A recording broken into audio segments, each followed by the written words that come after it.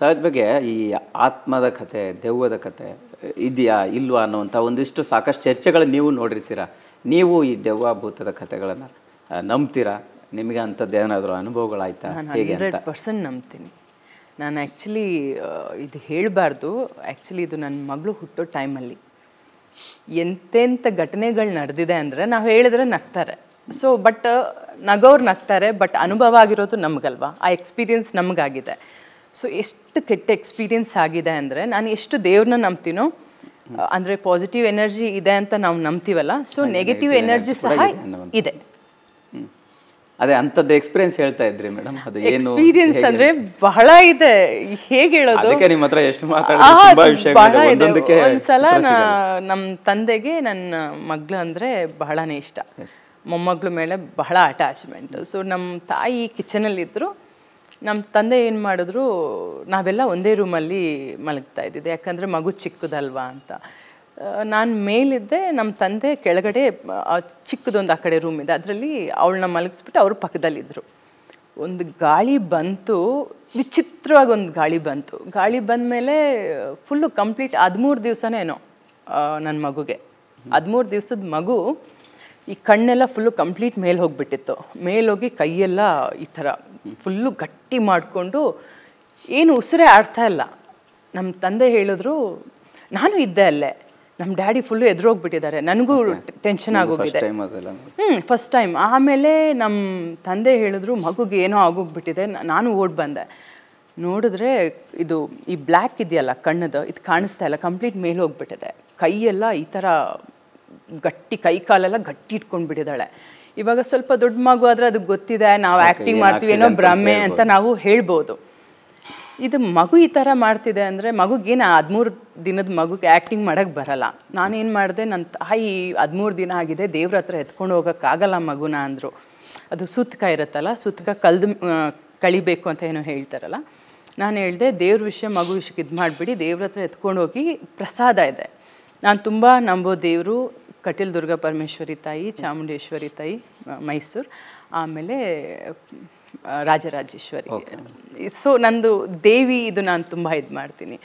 So ನಾನು ಹೇಳಿದೆ, ದೇವ್ರ ಮುಂದೆ ಹಾಕ್ಬಿಟ್ಟು ಅರ್ಚನೆದು ಪ್ರಸಾದ ಇದೆಯಲ್ಲ ಅಚ್ಚಿ ಮಮ್ಮಿ ಅಂತ. ಸೊ ನಮ್ಮ ಮಮ್ಮಿ ಹಿಂಗೆ ಕುಂಕುಮ ಹಿಂಗೆ ದೇವ್ರದ್ದು ಕುಂಕುಮ ಮಗುಗೆ ಹಿಂಗೆ ಹಚ್ಚಿದ್ರು, ಅಲ್ಲಿಂದ ತೊಗೊಂಡು ಬಂದಿಲ್ಲ, ಹಾಕಿ ದೇವರು ಮನೆ ಮುಂದೆ ಹಿಂಗೆ ಕಣ್ಣು ಮೇಲೆ ಹೋಗಿದ್ದಿದ್ದು, ಕುಂಕುಮ ಹಚ್ತಿದ್ದಾಗೇನೆ ಆ ಕಣ್ಣು ಹಂಗೆ ಕೆಳಗಿಡ್ದು ಬಾಡಿ ಹಾಗೆ ರಿಲೀಸ್ ಆಗೋಯ್ತು. ಅದೇನಾಗಿದ್ರೆ ಓಕೆ. ಸೊ ಅಂದರೆ ಇದು ಒಂದೇ ಅಲ್ಲ, ಈ ಥರ ಭಾಳಷ್ಟು ಘಟನೆಗಳು ನಡೆದಿದೆ. ಸೊ ಹಾಗಾಗಿ ನಾನು ಎಷ್ಟು ದೇವ್ರನ್ನ ನಂಬ್ತೀನೋ, ಇವತ್ತು ನಾನು ಇಲ್ಲಿದ್ದೀನಿ ಅಂದರೆ ಅದೇನೋ ಒಂದು ದೈವ ಶಕ್ತಿ ನನ್ನ ಕಾಪಾಡ್ಕೊಂಡು ಬಂದಿದೆ ಅಂತಲೇ ನಾನು ಹೇಳ್ತೀನಿ. ಮೇಡಮ್, ನೀವು ಹೇಳ್ತಾ ಇದ್ರೆ ದೇವಿಯ ಆರಾಧಕರು ಎಲ್ಲ ಚಾಮುಂಡೇಶ್ವರಿ ದೇವಿ, ಪರಮೇಶ್ವರಿ ದೇವಿ. ಸೊ ಈಗ ನೀವು ಕೂಡ ಭೈರಾದೇವಿ ಆಗಿ ನೋಡಿ, ಅದೊಂದು ನಾವು ಯಾರು ಪ್ಲಾನ್ ಮಾಡಿರಲಿಲ್ಲ. ಇದು ಹೇಗಾಯಿತು ಅಂದರೆ, ಆ್ಯಕ್ಚುಲಿ ಸಿನಿಮಾ ಈ ದಸರಾದಲ್ಲಿ ರಿಲೀಸ್ ಆಗುತ್ತೆ ಅಂತ, ಅಕ್ಟೋಬರ್ 3ಗೆ ಸಿನಿಮಾ ರಿಲೀಸ್ ಆಗುತ್ತೆ ಅಂತಲೂ ನಾವು ಯಾರೂ ಪ್ಲ್ಯಾನ್ ಮಾಡಿರಲಿಲ್ಲ. ಸಡನ್ನಾಗಿ ನಾನು ಎದ್ದೆ, ಬೆಳಿಗ್ಗೆ ಒಂದು 8 ಗಂಟೆ ಆಗಿರುತ್ತೆ ಬೆಳಿಗ್ಗೆ. ಎದ್ದಿದ ತಕ್ಷಣ ನನಗೆ ತುಂಬ ತಲೆಯಲ್ಲಿ ಓಡೋಕ್ಕೆ ಶುರು ಆಯಿತು. ಈ ದಸರಾಗೂ ನಾವು ರಿಲೀಸ್ ಮಾಡಿಲ್ಲ ಅಂದರೆ ಈ ದಸರಾಗೆ ಆ್ಯಪ್ಟ್ ಸಿನಿಮಾ. ಇವಾಗ ಏನು ಈಗ ನಾವೇನು ಮಾತಾಡ್ತಾ ಇದ್ದೀವಿ, ನೆಗೆಟಿವ್ ಎನರ್ಜಿ, ಪಾಸಿಟಿವ್ ಎನರ್ಜಿ, ಎಲ್ಲ ವಿಚಾರಗಳು ಜನಕ್ಕೆ ಸಿನಿಮಾದಲ್ಲಿ ಅದೆಲ್ಲ ಇದೆ. ಆ ನೆಗೆಟಿವ್ ಇದೆಲ್ಲ ಸಿನಿಮಾದಲ್ಲೂ ಸಹ ಇದೆ. ನಾನು ಹೇಳಿದೆ, ಈ ದಸರಾಗೆ ಚೆನ್ನಾಗಿರುತ್ತೆ. ನಾನೇ ಯೋಚನೆ ಮಾಡಿದೆ 5 ನಿಮಿಷ. ನಮ್ಮ ಅಣ್ಣನ ಕಾಲ್ ಮಾಡಿದೆ, ಈ ದಸರಾಗೆ ಸಿನಿಮಾ ರಿಲೀಸ್ ಮಾಡಿಬಿಡೋಣ ಅಂದೆ. ಅವ್ನು ಶಾಕು, ಎಲ್ಲಿದೆ ಟೈಮೇ ಇಲ್ವಲ್ಲ ಅಂದೆ. ನಾನೇ ಹೇಳಿದೆ, ನನಗೆ ಗೊತ್ತಿಲ್ಲ, ಈ ದಸರಾಗೆ ಸಿನಿಮಾ ರಿಲೀಸ್ ಆಗಬೇಕು, ನೀನೇನು ಮಾಡ್ತೀಯೋ ಮಾಡು ಅಂದೆ. ಸೊ ಆ ಥರ ಸಡನ್ನಾಗಿ ನೀವು ಹೇಳುವಾಗೇ ನನಗಿದು ಫ್ಲ್ಯಾಶ್ ಆಗ್ತಾ ಇರೋದು. ದಸರಾ ಸ್ಟಾರ್ಟ್ ಅನಿಸುತ್ತೆ, ಶುರು ಆಗಿರುತ್ತೆ. ಸೊ ಒಂದು ಕಾಕತಾಳಿ ಅಂತ ಇರ್ಬೋದು ಅಂತ ಅನಿಸುತ್ತೆ. ಸೊ ಹೀಗೆಲ್ಲ ಪ್ಲ್ಯಾನ್ ಆಯಿತು. ಸಹಜವಾಗಿ ನೀವು ಒಂದು ಮಾತು ಹೇಳಿದ್ರಿ ಮೇಡಮ್, ಅನಾಥರು ಸಿನಿಮಾ ಆದಾಗ ನಾವು ಇಂಡಸ್ಟ್ರಿನೇ ಬಿಟ್ಟು ಇದ್ದುಬಿಟ್ಟೆ, ಆದರೂ ಕೂಡ ಸಿನಿಮಾ ನಮ್ಮನ್ನು ಬಿಡಲ್ಲ ಅನ್ನೋಂಥದ್ದು. ಈ ಸಿನಿಮಾಗಳಿಗೆ ಒಗ್ಗಿಕೊಳ್ಳುವಂತಹ ನಿಟ್ಟಿನಲ್ಲಿ ಈ ಚಾಲೆಂಜಸ್ ಹೆಂಗಿರುತ್ತೆ ನಿಮಗೆ ಆ್ಯಸ್ ಎನ್ ಒಂದಿಷ್ಟು ಅಚೀವ್ ಮಾಡಿರೋಂಥ ಆರ್ಟಿಸ್ಟ್ ಆಗಿ, ಐಡೆಂಟಿಟಿ ತೊಗೊಂಡಿರೋಂಥ ಆರ್ಟಿಸ್ಟ್ ಆಗಿ ಏನು ಚೇಂಜ್ ಓವರ್ ಮಾಡಬೇಕಂತ ಚಾಲೆಂಜಸ್ ಶುರು ಆಗುತ್ತೆ? ಅಂದರೆ ನಮಗೆ ಪ್ರಾಬ್ಲಮ್ ಆಗೋದು ಎಲ್ಲಿ ಗೊತ್ತಾ, ನೀವು ದೊಡ್ಡ ಆರ್ಟಿಸ್ಟು, ದೊಡ್ಡ ಪ್ರೊಡ್ಯೂಸರು, ಇಷ್ಟು ವರ್ಷದಿಂದ ಸಿನಿಮಾದಲ್ಲಿದ್ದೀರಾ, ನೀವು ಈ ಥರ ಕೇಳುವಾಗೇ ನಾವು ನರ್ವಸ್ ಆಗುತ್ತೆ. ಯಾಕಂದರೆ ನಾನು ಯಾವಾಗಲೂ ಒಂದೊಂದು ಸಿನಿಮಾ ಮಾಡುವಾಗಲೂ ನನ್ನ ಮೈಂಡಲ್ಲಿ ನಾನು ತಗೊಳ್ಳೋದು, ನಾನು ಹೊಸ ಕಲಾವಿದೆ, ನಾನು ಇದು ಫಸ್ಟ್ ಸಿನಿಮಾ ನಂದು.